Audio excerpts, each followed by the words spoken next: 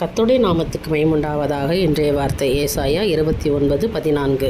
நான் அற்புதமும் ஆச்சரியமான பிரகாரமாக இந்த ஜனங்களுக்குள்ளே ஒரு அதிசயத்தை செய்வேன். எனக்கு அருமையான தேவனுடைய பிள்ளைகளை ஒரு அதிசயத்தை நான் செய்வேன்.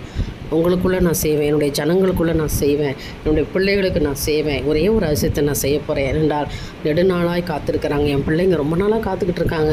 கர்த்தர் எனக்கு அற்புதம் செய்ய மாட்டாரா, என் தேவன் எனக்கு இன்றைய தினம் ஒரு ஆச்சரியத்தை ஒரு அதிசயத்தை செய்ய மாட்டாரா என்று சொல்லி இல்லையா. அதனால் இன்றைய தினம் நீங்கள் அதிசயத்தை காண்கிற நாட்கள், ஆச்சரியத்தை பெற்றுக்கொள்கிற நாள் என்று சொல்லி விசுவாசிங்க. காலை வேளையிலே ஜெபம் பண்ணும் போதே, ஆண்டவரே அதிசயங்களை காண பண்ணுவேன்னு சொல்லியிருக்கீங்க, அற்புதமும் ஆச்சரியமான பிரகாரமானு சொல்லியிருக்கீங்க. எனக்கு இன்றைக்கு ஒரு அற்புதம் செய்யுங்க, இன்றைய தினத்தில் நான் பெற்றுக்கொள்ள வேண்டுமப்பா என்று சொல்லி நம்பிக்கையோடு இந்த நாளை துவங்குங்க. கர்த்தர் உங்களுக்கு மிகப்பெரிய அற்புதங்களையும் அதிசயங்களையும் செய்வார்.